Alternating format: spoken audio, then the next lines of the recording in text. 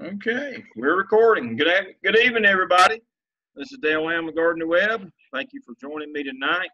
I think Dr. Wilson is joining us remotely. I see Dr. Sanders is with us. I don't know if Dr. Stone is going to be with us or not. Dr. Zant, she's got another meeting tonight. So I'm going to go ahead and get started at 7:01. Thank you for joining me tonight. Well, it's that season again for starting for job interviews. And I hope all of you understand that as hard as you've worked, the payoffs to get a job, and that's a whole nother learning curve and another activity that you've got to go through. You can't just show up unprepared and expect to get a job. So I'm going to go through a general set of interviewing rules that I have on the screen here, my top 10, and then I'm going to go through the 4 levels of interviews. Now, these should be in your class materials, either under your last Zoom session or a tab that says interviewing materials. And so I'm going to work through this one briefly.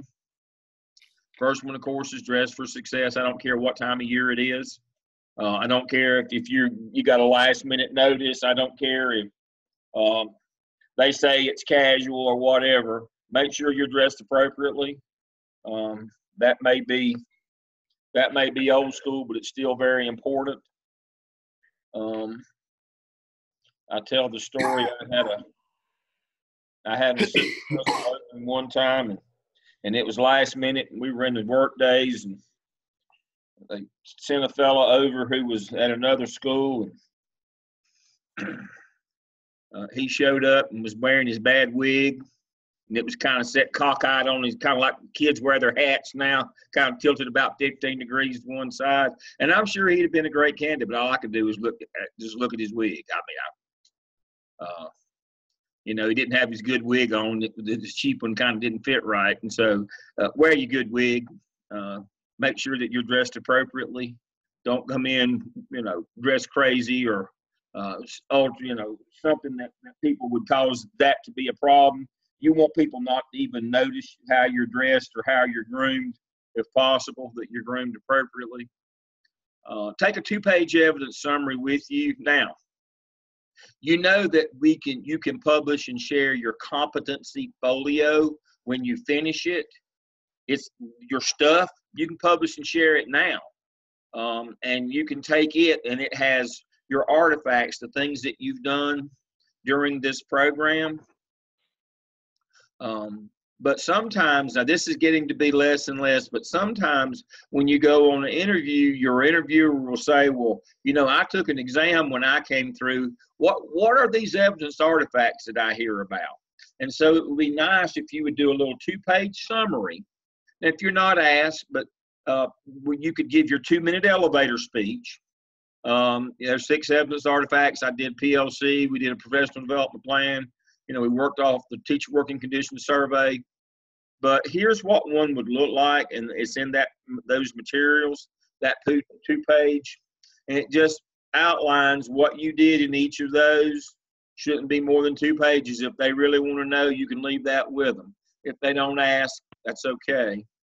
But if they want to know about those things, and sometimes that's kind of an icebreaker, and you can hand it to them, but you can give them the 2-minute elevator speech. Don't go more than 2 minutes. Don't go more than 2 pages.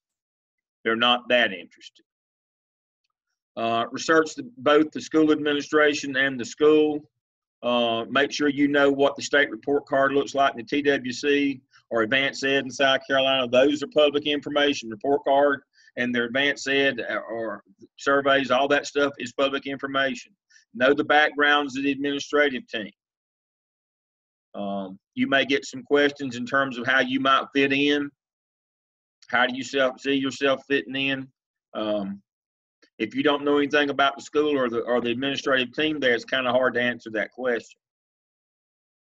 Know what you don't know. EVOS Power School, Power Source, RTI, PBIS, and Finance.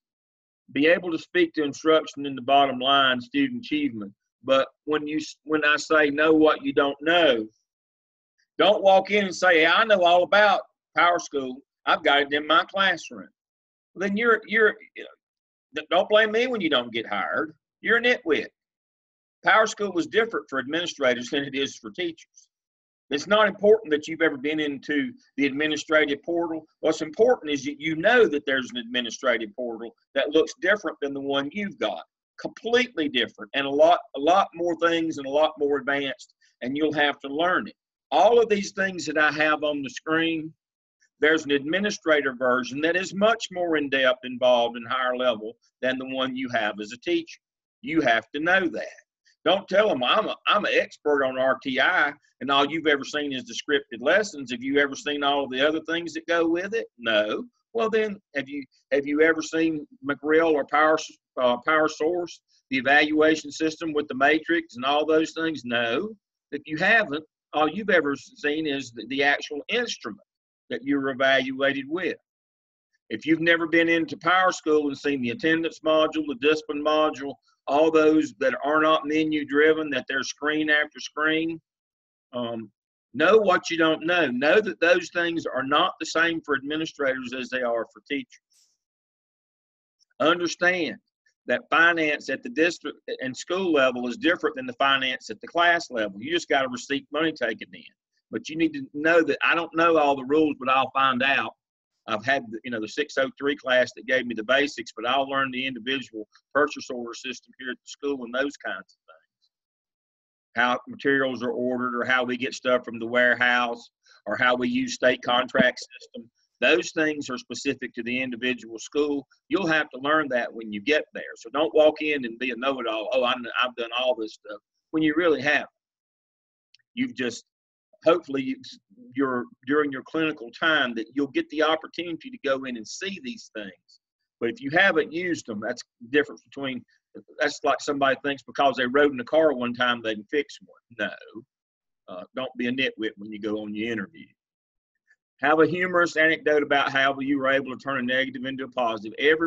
Every reference form that I get from a school district wants to know about a time during your clinical experience when you turned a negative into a positive. Have a humorous story about that, because you're going to be asked.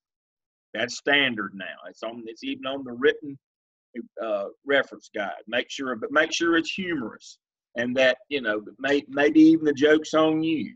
But don't end up with somebody got killed or a kid got maimed. That's not an appropriate story. Don't do one of those. Don't do one of those. We had a kid get run over by a car, but it brought the community together. No. Have one that's humorous, not one that makes everybody cry. Be prepared to discuss hours and responsibilities honestly. Couple things I know, don't know many things, but school won't get any closer to your house just because you get the job, and the traffic won't get any better. Your kids won't magically have a ride home from daycare. None of those things is going to change just because you get the job. I've told the story. I went to Hickory Grove. I came in, and it was September. Wasn't even cold weather yet. Walked in. There was the bulletin board welcoming the new staff. And I walked in and I saw the principal. I said, "Hey, Aquanetta." I said, "I didn't know you hired her." And I used her name. She said, "How's she doing?" She said, "I've already let her go." I said, "What? It's not even cold weather yet." She said, "You know that we're a late start school because of the Smart Start program up the hill. Hickory Grove's got one of the original Smart Starts, and so they get all them in before they start their elementary. So they don't start till 9:30. They don't let out till about 4:45, and teachers can't leave till 5 o'clock. She hired a new AP who told her after she took the job and school started that, "Oh, I got to leave at 4 o'clock every day to pick up my kids." She told her, "You can leave whenever you want to, and don't bother to come back." So you got to be realistic. You've got to be realistic about those kinds of things. Yeah, I can drive from here to, let's say, Ardrey Kell High School. I can drive from here to there. Or when I was principal at Olympic, I could drive. I'm in Lake Norman now. I could drive from here to there. And back in those days, I could drive in the middle of the night. I could make it in 30 minutes, 35 in the middle of the night. However, in the morning, it took 2 hours. That's not going to change because you get the job. You know, if you need to work those things out before you go and interview. Oh, that's too far away, but you know, I'm gonna go anyway. And I'll have one. We'll get to that in just in a minute on that one. Know your strengths and weaknesses. Now, this may be the most important thing you hear from me tonight. So if you can't remember, write this down. You'll be asked about your strengths and weaknesses at some point in this process. And it's a make or break question. So remember this. Your strengths are always dispositional. I'm honest. I'm responsible. I'm on time. I'm trustworthy. I'm committed. You know, I'm fair. I'm honorable. All these things that are endemic to you. I'm a fully formed adult. These things aren't going to change. They're good things. Your strengths are always dispositional. Conversely, your weaknesses are always based on inexperience. And that line that I've got up there in number 4, I'm not worked out of the administrative portal for Power School, but I'll go and learn the first week on the job. No, I haven't been certified to do teacher observations yet, but I know that I need to go do that immediately so I can hold up my end of the bargain on those and don't put an undue burden on the other administrative team members. Let's say you go to a school that has 3 administrators besides you, and you're the 4th one. Those 3 are going to have to pick up your share of observations until you get certified to do them. You need to know that. So your weaknesses are just inexperiences, things that you haven't done yet, but that you will get to immediately because you know what you don't know. Again, you know that I don't know all these things. I haven't been certified to do observations. I have not run PBIS from the administrative paperwork side, but I'm going to learn those things immediately. So your weaknesses always should be inexperience based. Don't be a knucklehead like I had come in and interview for an AP one time and said, well, I'm not really a morning person, interviewing at an early start high school. And I just looked at him and said, why am I wasting my time? Get out now before I physically attack you. Why are you taking up my time? What do you mean you're not a morning person? We roll out every morning at 6 o'clock. Students are in class and the bell is rung by 7. We've already fed them. Got 47 buses in on the lot, 3,000 kids in the building long before 7 o'clock, and you're not a morning person. And you came here to interview for a job. Well, I thought maybe I could work my own hours. Does this look like a coffee shop to you? Get out. All right, so next thing. Don't be asking anybody about salary, experience steps, national board pay, or any of that stuff. Only HR handles that stuff. One of the reasons why I have you in 603 ask those questions is so that you'll know that, and you won't be the nitwit that goes in and tries to enter into discussion about, am I going to get my national board pay in the interview? Well, yeah, you're going to get it because you're not going to get this job. Remember, do not discuss any of those things in a job interview. Those are not the people that make those decisions.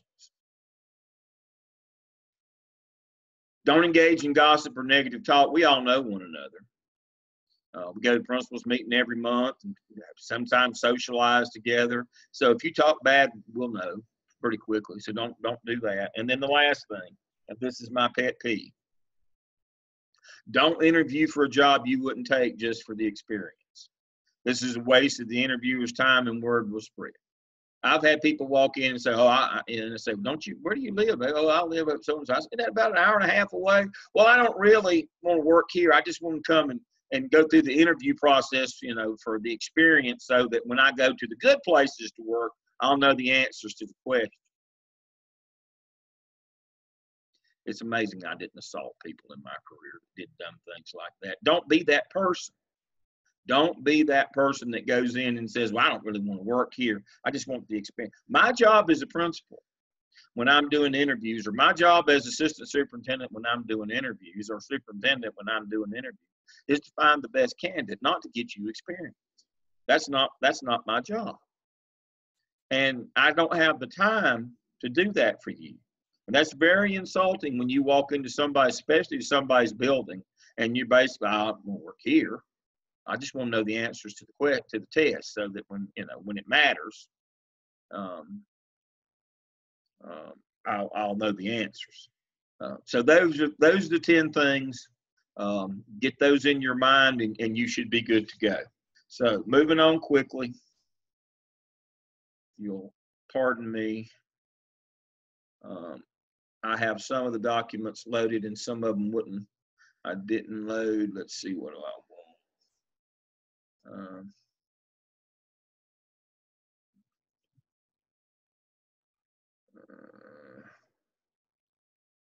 Let's see if I can find. Hey, Dr. Lamb, it's Dr. Wilson. Hey, thank how you are you? Hey, good. Thank you for doing this tonight. You're welcome. I know a lot of students are starting the search and the hunt for going on interviews and job fairs and all of that. So I appreciate you doing this tonight. Great. Thank you. Thanks for having me. All right. There are 4 types of assistant principal interviews. And you better know which type that you're in, so that you'll know what to expect and what to be prepared for. So the first type is, if you work in a large district, they have applicant pool interviews. That's to separate the wheat from the chaff. They have 800 people apply. They don't have the money or the time to be bothered with 800 people. They'll cut you down to 100 in the pool immediately.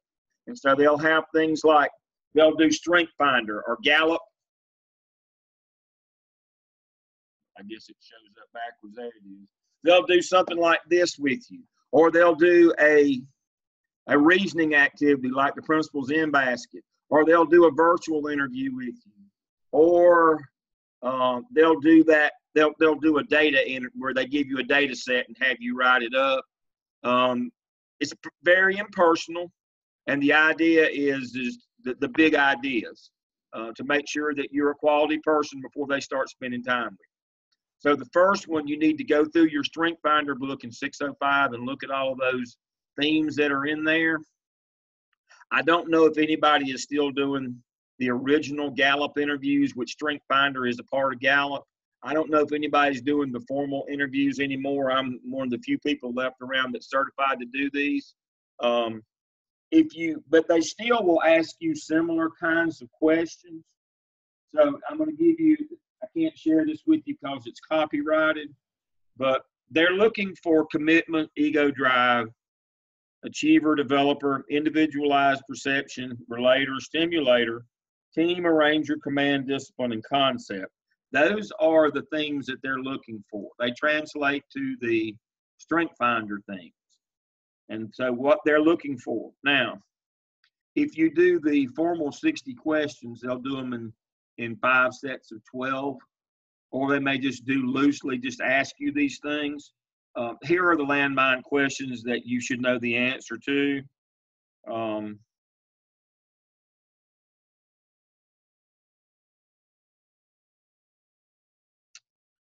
If they ask you something about, should you treat all teachers the same? You'll get some form of that question. And the answer, of course, is no. You don't treat all teachers the same. All teachers aren't the same place. You should be learning in situational leadership that teachers have varying levels of readiness or maturity, and you have to vary your leadership style according to their maturity or readiness level. We used to call it maturity, we now call it readiness. But again, you can't, if you treat everybody the same, then you're not practicing situational leadership. So that's a trick question. Make sure that when they ask you in some form, you treat all teachers the same, then the answer is no. And the reason why is, in order to be a practitioner of situational leadership, you have to vary the level of task and relationship according to the readiness of the learner, of the teacher that you're working with. All right, second set of questions here.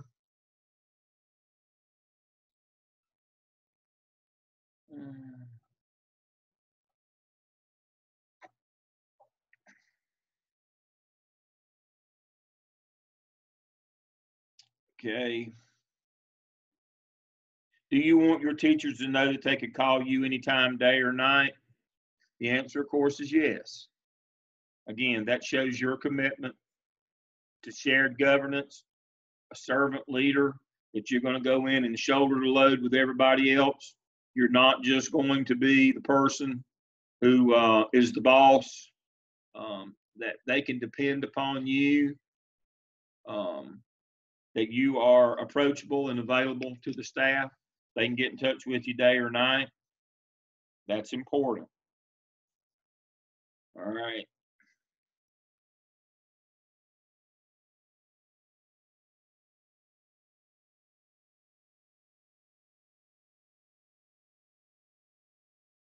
Okay.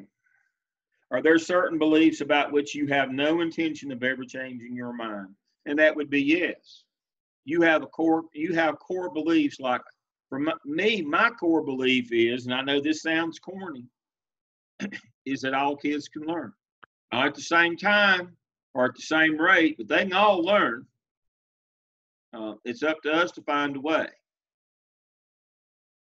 You know, the fallacy there is people that, well, kid they all ought to be able to learn the same amount, same time, the same way. No, but they can all learn. So but you're never going to convince me that there's any kids we can throw away. One of the things that I objected to vehemently in my career was when we started identifying those high twos in the testing, and we're going to put all of our time and money into the high twos because we can get them up to 3. We're just going to forget about all those low kids. Oh no. I worked for a superintendent, and quote me directly, I did not say he was a pinhead. I said he could wear a thimble for a hat. Judge Manning agreed with me, thankfully, and he said what we were doing was genocide when he said, we're taking all of our money out of remedial and putting it into AVID. AVID is for kids who are at 2, we can get to 3. I love the AVID program, but it's not a remedial program for kids who are going to fail out of high school. But he believed that we could throw them away. 10 years, we'll be good. No, I will never believe that it's all right to throw any kid away or call them in the guidance office and tell them that they're done, as some schools have done or some districts. So I believe every kid can learn, everybody, and it's our job to work with them until. So I'm never going to change that. Is there something in you? You need to be. It doesn't have to be that one, but there's got to be something in your life that you're committed, that you believe, your faith, whatever. And so when they ask you, is there something that you just absolutely not going to change your mind? Better believe it. All right, here's the one that I get a lot of feedback on this when people don't want to argue with me over this one. If the pay were the same, would you prefer being a principal or a teacher? If the pay were the same, the answer, of course, is principal. You're interviewing for a job. You're changing jobs now. You're actually changing careers. You might be in the same building, but you're no longer going to supervise students. You're going to now supervise adults. And that's what they're trying to get at. Are you only moving up? Are you one of those who love the classroom and you're only moving up because you want the money and the opportunity? Or do you really desire to work with adults? See, if you're moving up just for the money, you'll find a hide, H-I-D-E. Now, curriculum people, they hide in the classroom. They're always in the classroom to keep from having to deal with personnel issues down at the office. They hide in the classroom. Operations people like me, we hid at the gym, the ball field.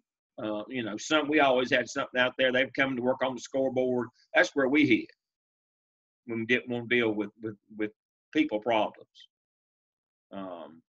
And so what they know is if you don't want to deal with adults and their adult problems, you'll find a way to look like you're busy doing your job, but you're actually avoiding having to deal with whatever crazy time mess that they're bringing you that day. So that's a big one. That may be the number one.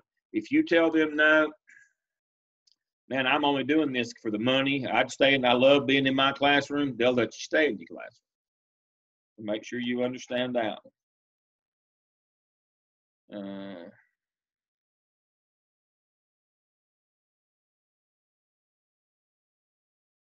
Dr. Lamb, I also want to just chime in that you mentioned if your house is not going to get any closer, your daycare is not going to open up later. Most administrative jobs, especially at the assistant principal level, that's at the secondary, middle school and high school. So there is going to be requirements for evening activities. Yes. And I've had people interview with me that have said, I'm sorry, I can't work any evening activities because my husband works second shift and I don't have daycare. Right. So then don't go on that interview. Exactly. Or if you know that there's going to be evening activities, don't ask how many because you can only do 1 or 2 a week. Sometimes it depends on the week. There might be 4 or 5. And it may be your turn to do them all. And it may be your turn to drive an hour and 20 minutes away. Yeah, exactly. And no principal, especially like me, I had so many APs. What I was afraid of making a bad hire is that the rest of the APs would revolt and shoot me because they didn't have, you hired somebody that couldn't keep up their end with them. I mean, I would go usually once a week or twice a week. I would go to the visiting, but now on Friday nights, I was always at home on football or basketball, but I would travel. But now the problem is that you hire a lazy AP that won't go or got other things, the other APs will be active because they're having to fill in for that person. So that brings me, thank you, Dr. Wood, to the last one here. Yeah. This is the fifth of the bombshell question. It goes right along with it. Are you an on-time person? And the answer better be always. I'm usually early. I tell people I'm chronically early. It's a character flaw. I show up everywhere early. When I make school visits, I'm always 2 o'clock means 1:45 to me. I'm chronically early. I was sweating it out getting home tonight, afraid I'd get caught in traffic for my 6 o'clock Zoom. But I leave in plenty of time. I like to arrive early for my appointments. I hate to miss appointments or my classes. I need to be where I need to be. Now, that's the kind of thing that we're looking for people to hire people. As Dr. Wilson said, if you got to show up for a ball game, hour and 20 minutes away, you can't wait till 45 minutes and then show up late and then some incidents already happened before you get there. Or you can't work evenings or you can't travel or, you old folks and can't drive after dark. No. That's not, then don't go interview. If you know that high schools run a second shift. We started every morning, we opened up at 6, started serving at 6:30. We had students out and we're in class. Bell rung, started at 7. Bell rang, end of the day, 2:15, 15 minutes to get them off campus. 2:30 to 3 o'clock was study hall. 3 o'clock, second shift started. And went to 8. Went 8 hours to 11 o'clock every night. Ball game nights sometimes goes later, especially if you have 4 games one site. Or away football games, even home football games never got out before midnight or 1. That's just every day. That's every week. That's all the time. Baseball, traveling, night games in baseball. And just as sure as you have somebody not there, something will go off the rails. That's the life. You say, well, I think I'll stick to elementary school. There's plenty going on in elementary school in the evenings and night as well. A lot going on there too. So they're looking for that commitment, that responsibility. All right, so that's if you get a Gallup type interview. The other type is an applicant. Let's see. Let's do the in-basket activity, and let's see if I pulled it already. No, but I will. All right. All right. So sometimes they'll just hand you a piece of paper when you walk in. It's a reasoning activity. And this is the principal's reason activity. Again, it's in your materials. You got 21 emails. They want to know what you're going to do with each of these, what you're going to respond to. There's a couple of landmines in here. First one is, the second one is a landmine question. The newspaper would like to do a feature on you as a principal. I need to set up a time for interviewing you, some of your teachers and students. Please respond as soon as you receive this and let me know a good time to come. The appropriate response to this is to send this to Public Information Office. Nobody speaks to the press in any capacity without permission from your Public Information Office, period. This would be your first and last week. You start talking, let teachers get on camera, take video of kids, FERPA, the lawsuits that would be coming. You notice, you see these people, they got always, when they're interviewing parents at school, they're in cars. That's because they're out on the road flagging them down. They can't come on campus. You invite the media on campus without public information, knowing it was, you know, it was good knowing you. So that's a landmine one there. So they're seeing how, if you can reason or not. You know, the rest of these are fairly straightforward. And then when you get to the end, you're supposed to categorize each of these 21 in one of these 4 quadrants. Urgent, just needs to be handled right away, but, you know, and it's important. Or not urgent, but important. You know, we'll get around to it.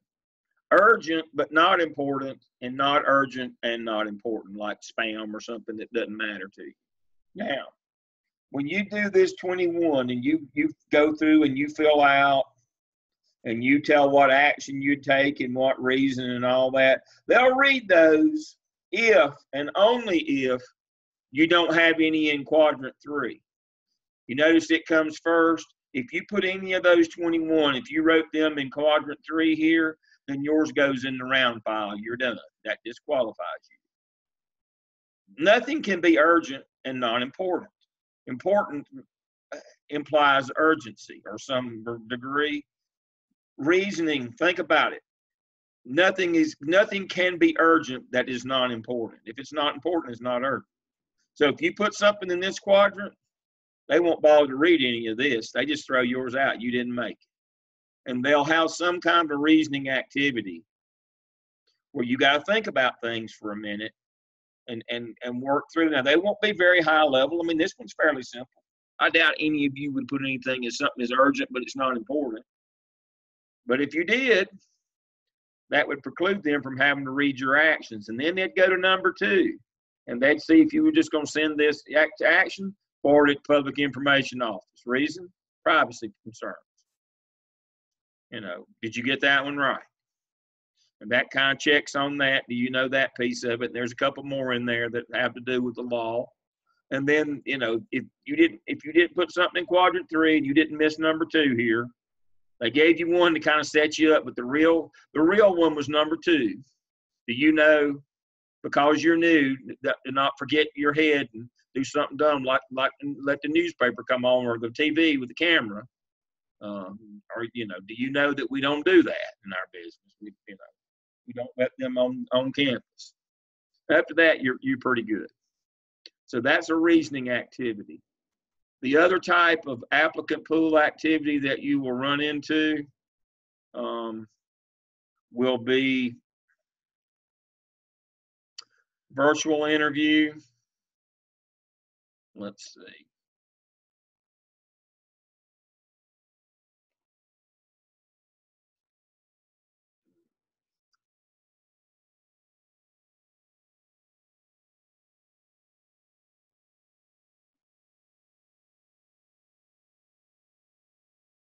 Hey, Dr. Lamb, don't you also feel that some of those activities, they're also gauging your writing ability?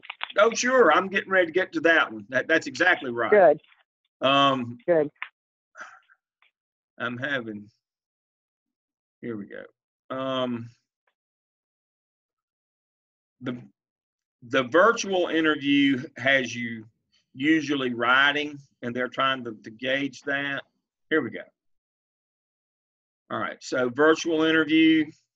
When you're doing a virtual, make sure you put your notes on stickies and put them around the edge of your computer screen where it doesn't look like you're reading your notes, because they want you to look like you're talking. And they'll ask you about your experiences, again, under immense pressure, or, you know, you were under crisis or significant challenge, they always ask that one. Some people believe all ELL students can't learn. Again, is there things you believe strongly? Again, when they do a virtual interview for an applicant pool, the basis of this is Gallup. You can see that. And they'll give you 25 minutes to review data, and you have to write your responses. They'll be looking for your written ability. And so you did that to begin with. They have you view a video and basically do a quick written critique. They don't care as much about the critique as your ability to write, because they're going to train you to do teacher observations, but they want to make sure that you can write.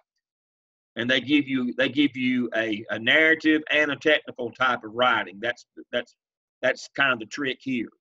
They don't really care about what but they want to make sure you can write in narrative, and they want to make sure that you can write in technical and third person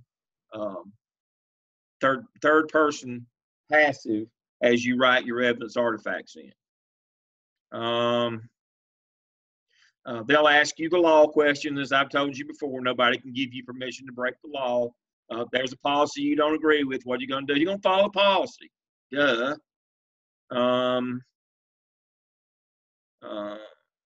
Basically, how do you do a plan? How many times have I shown you how to do an action plan? Who, what, where, when, and why? You know, what we're going to do, when we're going to do it, how we're going to fund it. They'll ask you about a plan. They'll ask you about a time you face criticism. Something that's not in your resume. And so, yes, on the virtual interview, they'll have you download a data set, and you'll have to technically write on it. Then you'll have to write a narrative on a video that they show you. But the whole point of this is the Gallup, the same themes as Gallup, and they want to see a writing sample. Now, what that will look like when you do that data set is, I've got a copy of one of them as well. Let me see, change my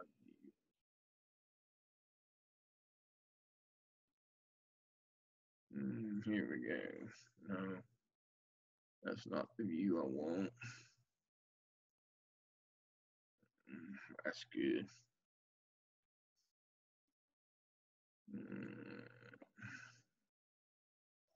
All right, let's see. I want.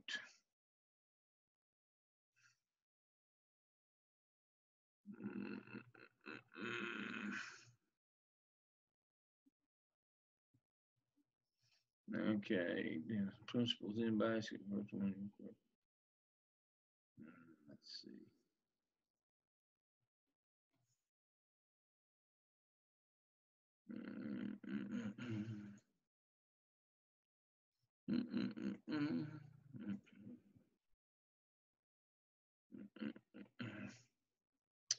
Let's see.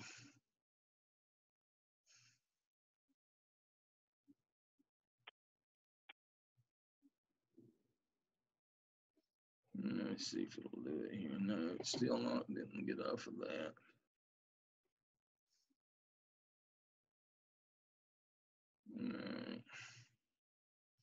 Okay, so data set, if I can find it. I'm having a hard time here. It won't leave that.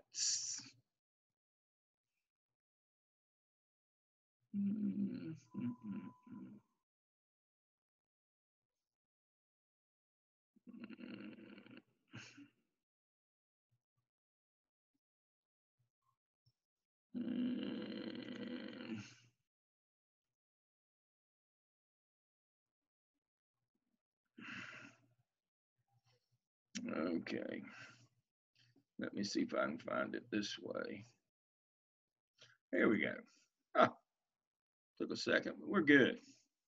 All right, so this is kind of what they'll give you in terms of data. And then this is what you give them back, significant changes, and they'll give you this information.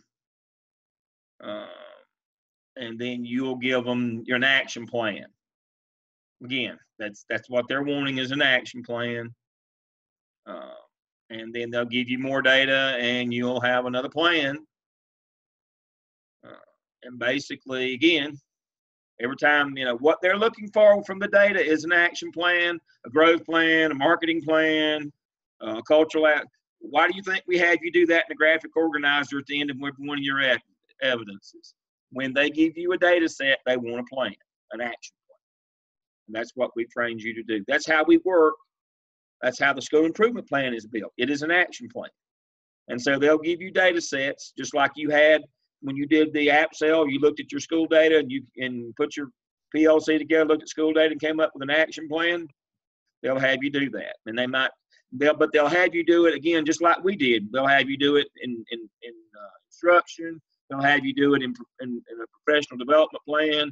They'll have you do the marketing plan for parents. It won't, again, just know that they're looking for an action plan in each of those. So this is what it looks like with a plan. Can you do an action plan? That's what they want to know. That's our stock and trade as administrators, is action plan. And they'll want to know, can you write?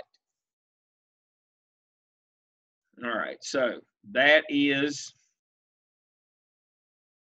the 4 types of interviews. So those are all used in large district for applicant pool or when the HR is doing the first level of interviewing.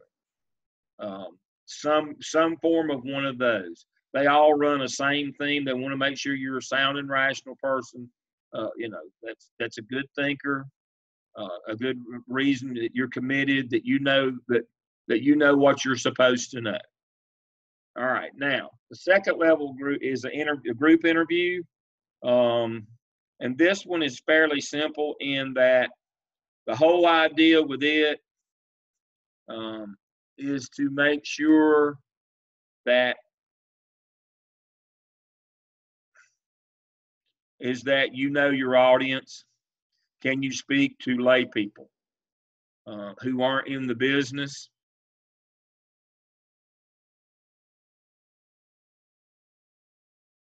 All right.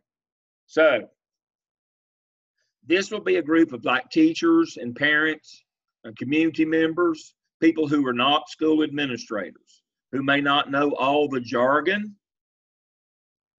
EVOS, PLC, M-Class, DIBELS. They may not know all the jargon. And they'll ask you questions. They'll ask you things as briefly describe your leadership style. Instead of saying transformational or situational, you will define that for them. You will say, earning respect and trust of parents and teachers, child-centered, focused on issues, avoiding personal conflict, striving to be fair and impartial, courteous, respectful, respond in a timely manner, be positive and approachable. This is a definition of transformational leadership. But don't just say, well, I'll be a transformational leader. Now, when I get references on you people from other school districts, when they send it to me, I don't set and define it because they're the other school administration professionals. I'll just put transformational, servant leader, whatever I think you best describes you. But remember, these people that you're talking to in this group interview, they are lay people. So make sure you understand that. The second one, they're asking you about how could you help a new teacher begin to understand the use of data? And instead of saying we're going to put them in PLCs and do one-on-one with them or small group PLCs, you talk about data analysis, develop teaching strategies based on needs of students. We don't put differentiate. We don't say differentiate instruction. Willingness to plan collaboratively. We don't say PLC. We break those terms down and speak to them in terms that they can understand. And so that's the reason why they do the group interviews is, can you communicate with people? I ran a panel recently for a principal of the year in a district, and the principal of the year, he kept using acronyms, but then he would say to the lay people on the panel, well, you all don't understand that, which is very insulting. Make sure you understand that the group interview to know your audience. So each one of these takes one of the functions that all the acronyms that you've learned in this program or in your career and breaks it down into terms that a layperson can understand. So that's what the group interview's for. The third level interview is the principal interview. And that's when you get to use everything you've learned, try to impress them, all of the vernacular, all the terminology. That's the one where you get to tell everything that you know. And you get to use all of that. Now, this is the one where they'll get you to feeling comfortable and ask you about your strengths and weaknesses. So don't fall into that trap. Yeah, I hate to have to get up early too. Or I hate having to work nights too. Or this is the one-on-one with the principal. You can use all your terminology, all your jargon, but don't let your defenses down where they slip you that make it look good and then slip you that question about strengths and weaknesses. Remember, your strengths are always dispositional. That means they never change. They're about who you are. Your weaknesses are always situational, based on inexperience. I'll get better. I know what I don't know. I know I need to go get trained. I will do better. I'll go get this taken care of right away. I will do my part. I will not, be a boat anchor on the rest of my colleagues, the other APs, not being able to do interviews or not being able to do observations or not doing my part. I will do my part.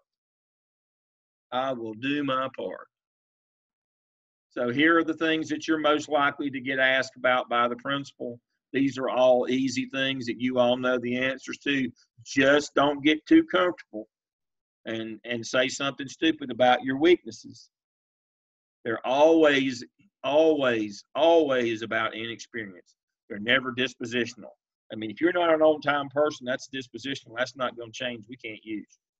There's some other things, that you just can't say in these interviews.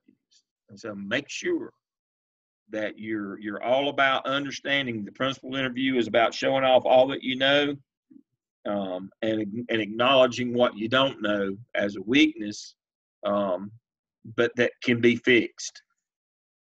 All right. And then once you get through the principal interview, you're probably going to have to interview either with the area superintendent or the superintendent. Now, you're not going to talk about bus duty or, making sure that there's books in the, desk in the room.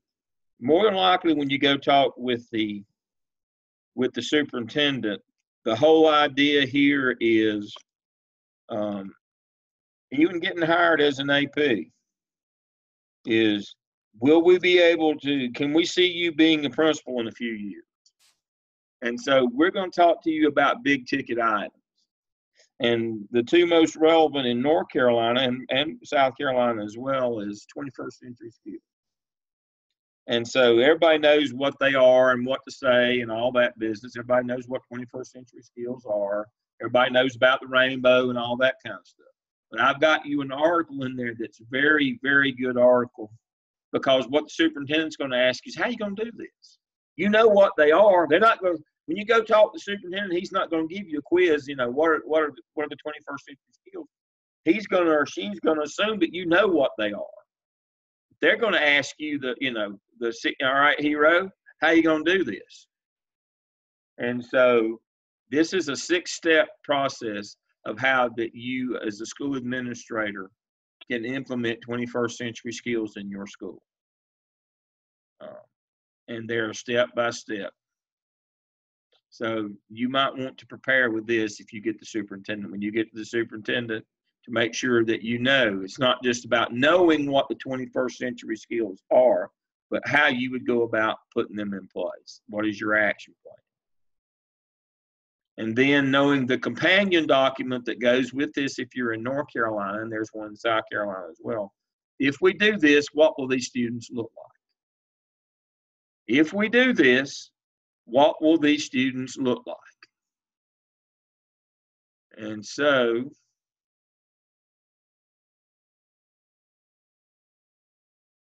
now this one you might want to memorize a good bit of it. And you'll see that when I get here. If you successfully implement 21st century skills, you'll create kids who are future ready. And this is what they'll look like. Every student excels in rigorous and relevant core curriculum. Every student's achievement is measured with an assessment system that informs instruction. All these things, and they'll be led by 21st century professionals. It tells what every teacher will have or be able to do. Innovative leadership. So this is what will happen. If you are able to implement those 21st century skills, this will be the outcome. This will be the outcome, and that's part of it. They'll want to know, all right, what's your school going to look like? The answer is this. This is what they're going to ask you. What are your students going to look like, and what is your school going to look like if you get these 21st century skills implemented in your school? Take me to the future. What's it going to look like? This is the document that you want. So that's what you do with the superintendent. You'll talk big picture. Usually it won't be things like pay or performance pay or career status, or it won't be controversial things like Common Core. It will be bigger items to see how forward a thinker you are. Can you think outside of just butts, buses, and books? You know, can you be an intellectual leader? Can you be principal down the road?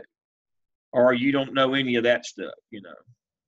You're just a day-to-day. You're just a mid-level manager. Can you be a leader? Can you see beyond the concrete right now? Can you dream? Can you understand what can be? This is to make sure that if they hire you, that eventually you can be principal in their district. They want the big ideas. Are you familiar with those? So that's what the superintendent will want to know.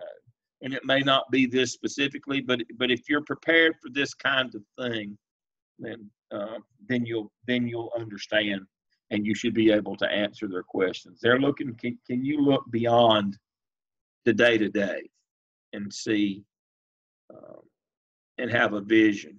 One of the things that superintendents, and I was asked this one time, that superintendents will ask you is, do you think public schools should reflect the communities that they're in, or should they step out and be progressive and lead the communities that they're in?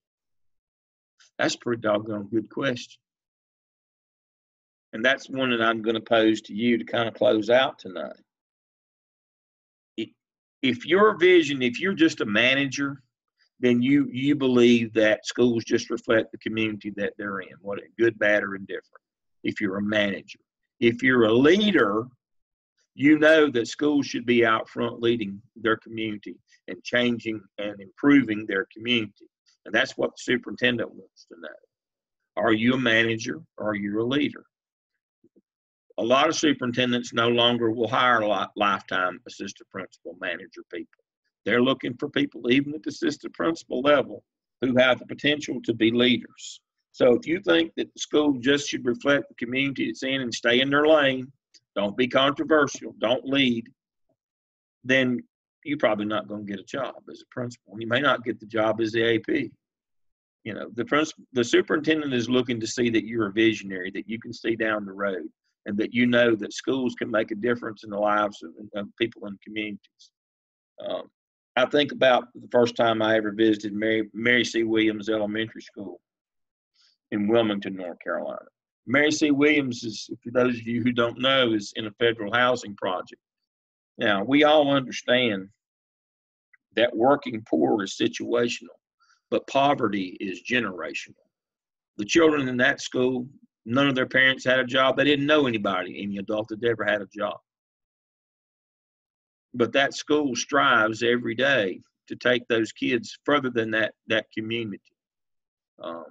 That there can be more than just generational poverty in your future. And that's what we're talking about. Schools can be more. They shouldn't just be whatever the community is. They can be more. Kids can dream. They can do more. Those are the kinds of things that the superintendent wants to know about. You help the administration, especially the principal of a school, is the bottom, is the last hope, the last pillar of the last bastion of hope. You must be optimistic and believe above all others, even in times when there's no reason for hope. You still got to be the one that hopes and keeps that hope alive. Transformational leaders inspire and motivate. And they get more out of their faculty than they should. You know, our faculties are overworked and underpaid, but we get more out of them than we should, because we inspire and motivate them, because they believe in us and the vision that we have, and we believe that we can make things better for students. That's what the superintendent wants to hear. Not that you can figure out how to run 3 lunch shifts. That's not what he or she's not going to ask you that. They want to know that you're a true believer, that you're a dependable, honest, ethical, moral person that they feel good about, that they can hand the keys over to, and that you will do to the very best of your ability for the adults and the children that work in that building. That's what they want to know. All right, I see I've got 4 minutes left. I try to be on time always. Anybody have any questions? Again, these materials are in your class shell, either under the last Zoom session or a separate section that says interviewing materials. I do references. Seth will write you a letter about when you complete for your licensure. If you need a reference, get in touch with me. I do interviews all the time. I've got one that I got just at 6 o'clock tonight. I've got one I got to do one for Philip. And so, yeah, I've got a reminder invitation to do it tonight. So, got to fill that out. So, send all those things my way. I'll be glad to do them. I will post this video. I'll send you a link. I'll post it in each of your shells, and I will send it through quickly later tonight once it processes. Before we go, does anybody have anything that's pressing for the good of the group? Dr. Wilson? No, I just appreciate your time to give them some great insight and some things that you've seen. The only thing I will say is you need to dress like you want the job, and please do not look at your smartwatch or phone during interviews. Right. Yeah. I've got to add that one. Don't look at the screen during the virtual interviews. Yeah, don't look at your watch or your phone. I should put that on the list. Don't take your phone in the building with you. That's probably a good idea. But again, my list of top 10 dress for success, that's very good. All right, Dr. Sanders, I know you hiding back there somewhere. Got your light turned off. I'm listening very attentively. All right, tell us what we've missed. No, you covered everything. The only thing that I would say is I do join in on the dress appropriately. Mm-hmm. I was sitting in on an interview very recently, and I spent more time looking at the shoes yes the person had on than I listened to the content. They were some beautiful, glittery silver shoes, but it took my entire attention. Well, we did some interviews. Dr. Sanders was with us. We've been looking for an assessment person at Gardner-Webb for quite a while, and we had a gentleman in back in the late fall before school was out for the semester break, and he came in and he had on a pair of at one time had been brown calfskin shoes, and they were not new, but they'd never been polished. And the whole time that I sat there, all I could look at was that was such a nice pair of shoes at one time. You couldn't polish your shoes to come to a job interview.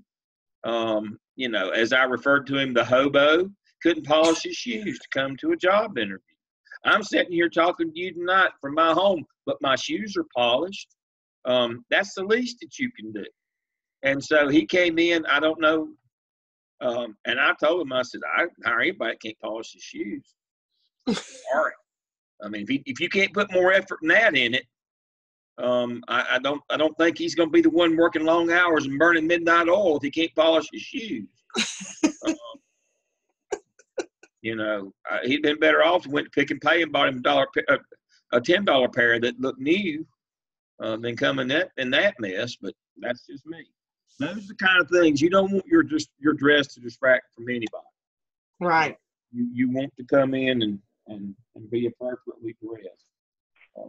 And so sometimes, as I said, the fellow with the bad wig, I just couldn't get past the bad wig.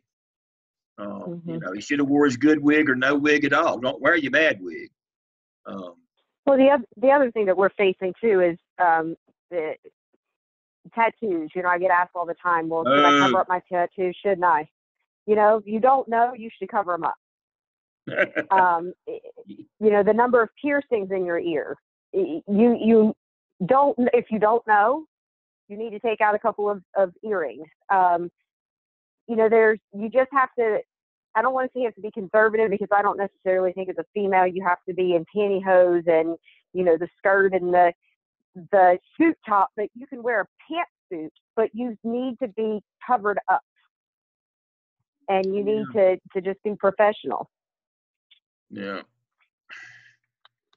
Yeah. I hired a teacher in elementary school one time. When she came to her interview, she had on a long dress, had a collar, long sleeves, and she was an attractive young lady. And immediately after I hired her, she reverted back to, she was a cocktail waitress at the local hot sheet motel. And she came dressed like that a couple times. And one of the maintenance men fell off the walkway, the roof, about 8 feet watching. So I had to have a little chat with her about appropriate dress at school. Now, if she'd have come dressed that way, I'd have never hired her. And she was the best teacher that I ever hired, probably. But I would have never known that if she knew enough not to dress that way in the interview. And so, I told her, I said, you should have known enough to not dress this way every day, especially when the maintenance man fell off the roof. She was a showstopper, but we're not looking for that in elementary school. We had a serious increase in the number of daddies visiting the school there for a while, but that's not always a good thing. Again, too much to teach. We're not going to hire you that way, and we're not going to keep you that way if you intend to, if you intend to do those things. If you have tattoos, don't make a big deal out of it. Yeah, I'd cover them up in the interview. Yeah. When I was 27 when I became an assistant principal. So I needed to dress like I was, 35. I needed to look a little older. Yeah. So if you are the type that you look, no matter your age, if you look like you're 12, you need to dress yourself up a little bit. Not like you are in your mom's suit or your dad's suit, but you need to have yourself look a little more distinguished. Yeah, that's a great point, Dr. Wilson. I had that discussion with Drew.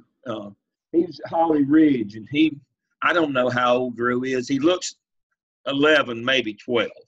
Now, I don't think he's ever shaved, and he's one of those young, thin guys, high energy kind of guys, and he dresses about like the kids there at the middle school.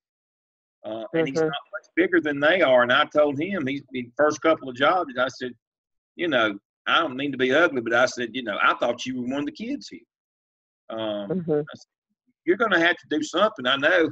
Don't get a fake mustache or anything. I say you can't grow one, but you're going to have to do something that people can project you into the position that you look the part. He lost out to Jason, who was in the same cohort, but Jason was 46 years old and looked 46 years old. He looked like somebody that, middle school kids that you would look up to. He looked like you ought to. I know that's probably ugly, but he looked like you ought to be an administrator. And Drew was every bit as good as Jason, but just he looked, he looked like a teenager. And you just don't want to hand the keys over to a teenager. So yes, if you look young for your age, you need to come in and you can help yourself with your wardrobe. You can don't come in with a little tight peg leg pants suit on. Look a little more conservative than that. Don't wear these ultra tailored outfits that that the hipsters wear That don't go well in the school business either. Now you can wear that down to NODA on Saturday night and be the the talk of the town, and a little fedora or whatever. But when you come for a job interview, you need to look like you're a solid member of the community, that you're a grown up. You need to look fully formed. And I'm finding a lot of superintendents. Yes. and make sure your socks don't look crazy. I mean, I remember the only thing about one guy is that he had on what I call the black death suit, the black jacket, black pants, white shirt, red tie. Yet he wore bright red socks. Yeah. This and crazy sock. Stuck out like a sore thumb. Yeah. This crazy sock deal that's going around now. My wife, even at her age, she's got a drawer full of the crazy socks. But she's retired. She's not trying to get a job. She wears them around the house. I've found one thing that I know in Gaston County that they are doing at the large level interview is they are asking. They're giving an assessment that's more like a business assessment, but they're also asking about you as a well-rounded person. What are your goals for your faith and not necessarily asking about religion, but like personal. They want to see that you're a well-rounded person because, yes, they want you dedicated to your job, but they also don't want you to be the addicted person to your job. They want to see a little more of a well-rounded, like how are you involved in your community type thing. So, you need to talk about yourself as a person, and that's not asking those personal questions that they, can't ask. They're not asking about your family, but, how are you going to contribute to your community outside of your role? Yeah. So that's becoming more popular, I've found. Yeah. Well, one of the things that I would say is they really do want you there day and night, but they don't want you, in the bell tower with a rifle shooting somebody going crazy. That they want you to make sure that you have balance. Now they don't care that you work, night and day. That they want you to work night and day. They just don't want you to go crazy over it. So they want some balance in your life. I worked with a person one time who made it a point, every day to go and exercise during the day. That didn't go well. You got to go and exercise on your own time. I used to at night, late night. I was a late night worker outer.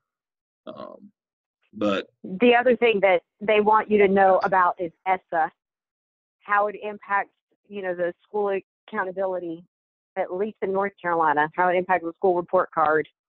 What are the different indicators for, elementary, middle, and high school? And I know that sounds very specific, but that is something that I'm seeing asked more and more. Yeah. And, that ESSA is the federal Every Student Succeed Act. Yeah. All right. Anything else for the good of the group? All right. I'll record this and get it out to you. Thank you for the opportunity. Good luck to you on your interviews. If you need anything, just holler. I'm always around. I'll see y'all soon. Thanks, Dr. Lamb. Bye-bye. Bye.